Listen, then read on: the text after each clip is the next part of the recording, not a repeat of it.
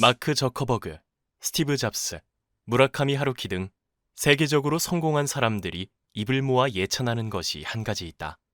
바로 걷기다. 성공한 사람들은 걸으면서 영감을 얻었다고 말한다. 나는 걸으면서 아이디어를 구상한다. 나는 산책을 할 때 가장 많은 영감을 얻는다.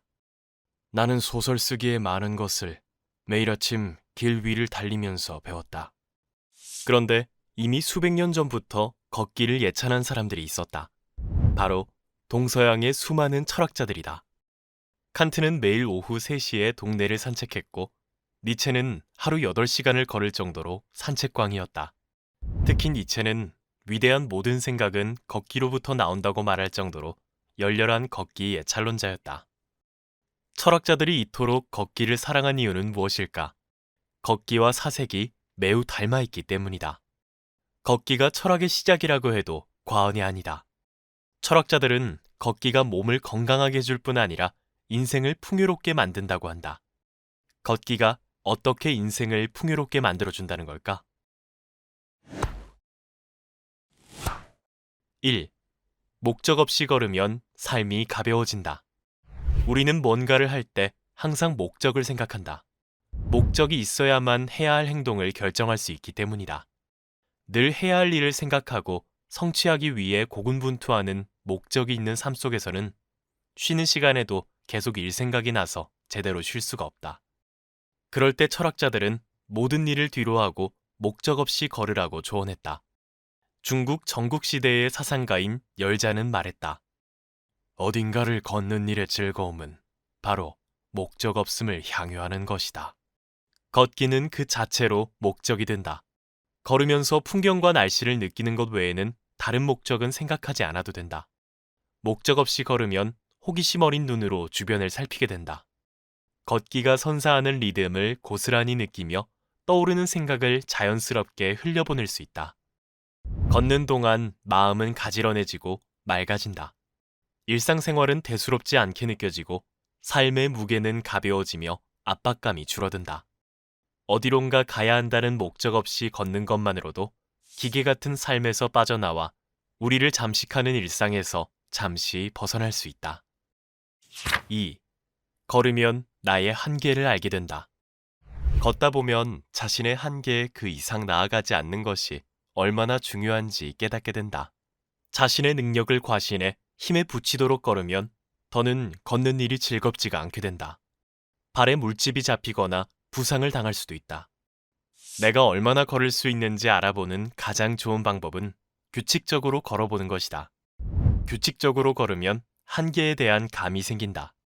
자신의 한계를 인식하고 받아들이는 태도는 삶을 살아가는 데도 꼭 필요하다. 그래야 얼마나 앞으로 나아갈지 정할 수 있기 때문이다. 걸을 때 자신의 상태에 따라 속도와 거리를 정하는 것처럼 삶의 여러 문제들에 직면할 때도 늘 자기 자신을 고려하고 살펴야 한다. 중요한 건 모자라지도 넘치지도 않아야 한다는 점이다. 모든 문제에서 적절한 정도를 아는 것, 이를 중용이라고 한다. 중국 전국시대의 사상가 순자는 사람은 무엇을 하든 자기 안에 지닌 저울을 가지고 측량하는 법을 알아야 한다고 말했다. 항상 내면에 있는 저울로 자신이 무엇을 얼마만큼 필요로 하는지, 무엇은 포기하는 것이 나을지를 헤아려야 한다는 것이다. 삶의 많은 면에서 우리의 행복은 자신의 정도를 얼마나 제대로 파악하느냐에 달려있다. 걸으면서 자신에게 적절한 정도를 찾는 것처럼 일상에서 자신을 주의 깊게 살핀다면 모든 일에 지나치거나 무리하는 일은 없게 된다. 3. 걸을수록 단순함의 중요성을 배우게 된다. 대부분의 사람들은 행복해지기 위해서 외적인 성공이나 재물 등 더 많은 것을 가지려고 노력한다. 하지만 자연을 걷다 보면 행복해지기 위해서는 많은 것이 필요하지 않으며 행복은 아주 단순한 것에서 온다는 사실을 알게 된다.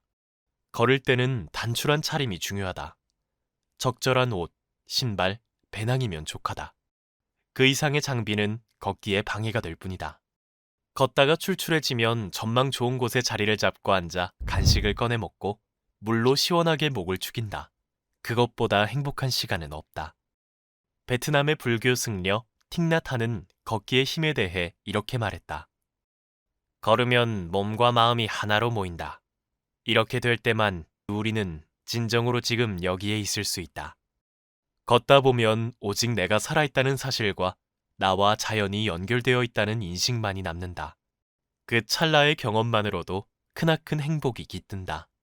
행복해지는 데는 많은 것이 필요하지 않다. 내면의 태도나 가치에 집중한다면 어디에 있든 그 순간의 행복을 포착하기에 충분하다. 일상이 복잡하게 느껴지고 마음이 소란스러울 땐 밖으로 나가 한 발 한 발 내딛는 발걸음에 집중하며 철학자들의 지혜를 가만히 곱씹어보자. 어느덧 고요한 행복에 다다르게 될 것이다. 두 발로 다다르는 행복에 대하여 철학자의 걷기 수업. 이 콘텐츠가 도움이 되었다면 구독과 좋아요를 눌러주세요.